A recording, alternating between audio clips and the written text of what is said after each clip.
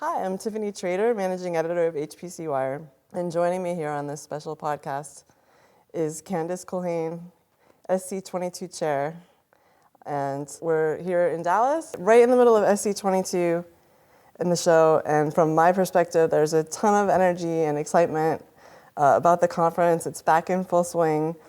Candy, it was great meeting you, getting to meet you last year in St. Louis, and now seeing you here in Dallas. What's special about this year's conference? Well, first and foremost, we were proud to host the Turing Lecture. And this is a first for SC.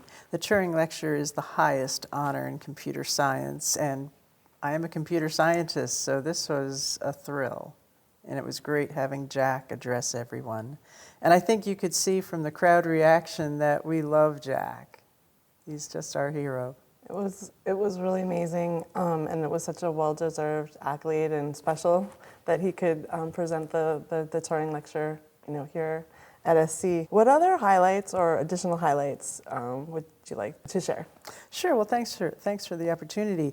I'm really proud of the team building the digital experience, which was purpose-built for SC22. We fully integrated it into the familiar conference schedule. And SC sprawls in many different directions. And so when we first started using commercial digital platforms, we had to contort ourselves to fit into their formats. And that was a struggle. So by purpose building it, we were able to accommodate the breadth of the conference. And we'll be building upon it. I've been talking with the SC23 Chair, and he's very enthusiastic about what we've done. So I think it's going to go forward, and it'll be a lasting legacy for the conference. And you continue to have so many of the popular returning programs like the plenary, HPC Accelerates plenary, and the student cluster competition, and there was a job fair. Yep, which we put on the exhibit floor. That was new this year, having it on the exhibit floor, so we could really expand and spread out. And we had the most employers ever, 41 signed up. So that was tremendous. And over we keep hearing, it's about the community, it's about the people. Well, that's the other thing that was really special this year. I'd say that, what's special about SC? It's our attendees. SC's back. And nobody really knew how long it was going to take to recover from the pandemic. We had projections, we had various things, but the community turned out in force, and it's gratifying. The buzz, the level of conversation, people all greeting each other. We were so happy to see each other and be together. Could you comment on the turnout, details about the exhibit floor space, number of exhibitors, number of attendees? You're both in person and participating in the digital experience? Sure. So I'll start with the exhibits. We had 133,700 square feet of exhibit space. We had 61 first-time exhibitors and a total of 361 exhibitors, and 1/3 of them are from outside the United States, which I think is quite impressive. Then for attendance, as of yesterday, and you have to check daily. Yesterday we had 11,770 registrations, which was just awesome. So if you think about it, think back to October 31st, Halloween, and say that we had N people registered. 1 week later, we had registered an additional 15% of that number. And then that's your new N.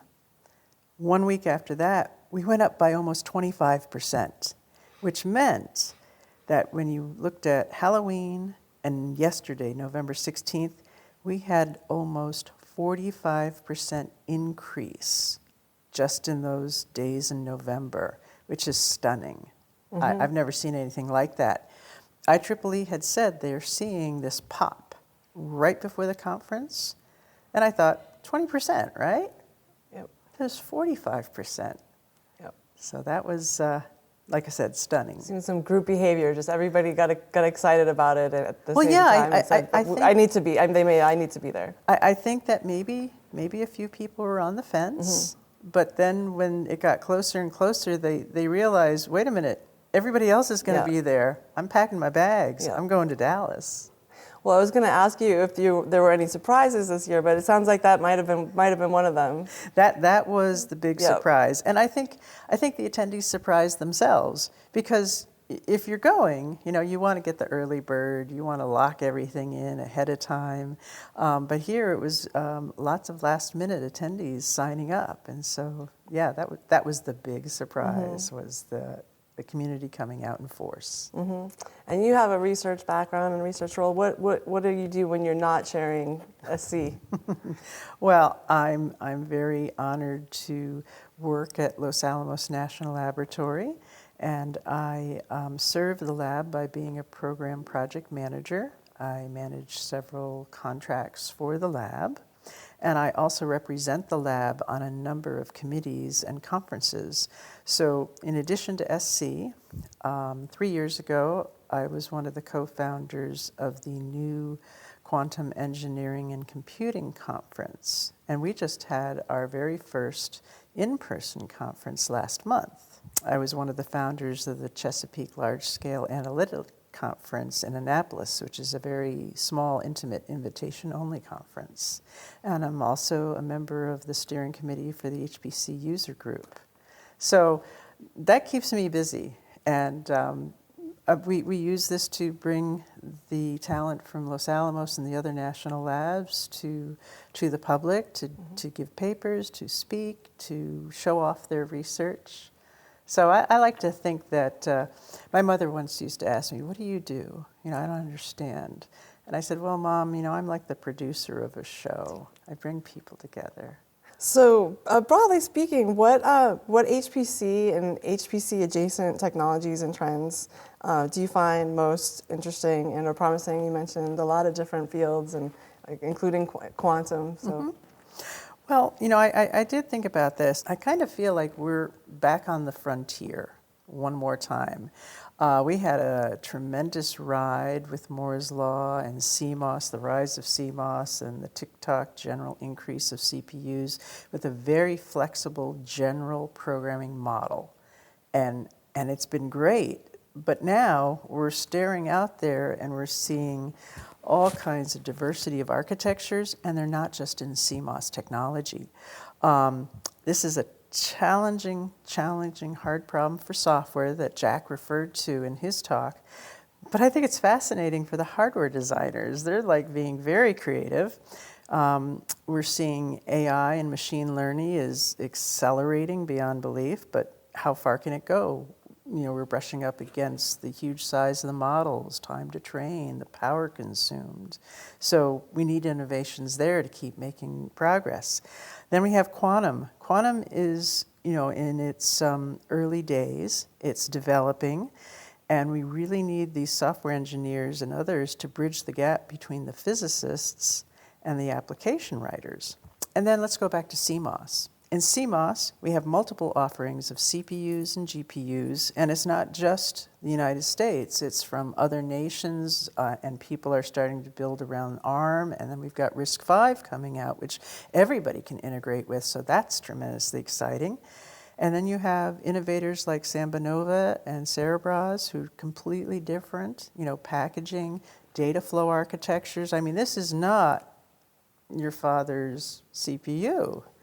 And finally, I'll say that we're also doing some very important exploratory research efforts. And I'm going to give a shout out to IARPA for their Agile program, which is looking at graph machines and things like that. So to me, it's a tremendously exciting time. You can either try to master it all or just dive deep. And there's something for everyone. And we'll see what happens. That was great. That was just a great snapshot of where things are. Thanks for that. And I think you also, we chatted just a little bit in St. Louis. You shared interest in data science. You want to share a little bit about your interest in activities with data science? Right. Well, so let's see. When I started, I was in computer science with a minor in electrical engineering. So I was very much interested in computer-aided design and CAD, and just as CMOS was coming out. But I also really like databases and other algorithms. So then the world changed and analytics started becoming really important. And I'd go to all these really interesting conferences and listen to talks, but I thought, I don't have the background in this. I don't really appreciate what the challenges are. So I thought, well, time to go back to school. In fact, on my profile, I said, I got my last degree in the 20th century, so it's time to hit the books. And I enrolled with University of Maryland Global Campus and did online classes where they gave us lectures. We had discussions on message boards, and then we did very practical here, learn Python, learn Sybase, learn R, learn all these different tools, and do data analytics, learn how to use the open source from USC ISI. And the end of the coursework is a capstone program where you spend 3 to 4 months writing a 90-page paper doing analytics on 2 fused data sets.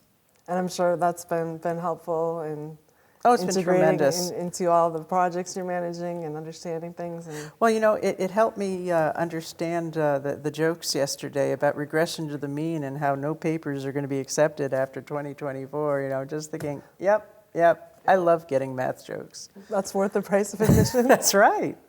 Everybody should learn math. Yeah. And then looking ahead, because there's such long planning cycles. The planning's already underway for the next conference, SC23 in Denver in November. What's a little teaser of what's in store for that? And I believe a theme has been picked out. Yes. So as we heard this morning when Dorian Arnold gave his preview, the theme for SC23 is I am HPC. And it's all about the HPC community from around the world.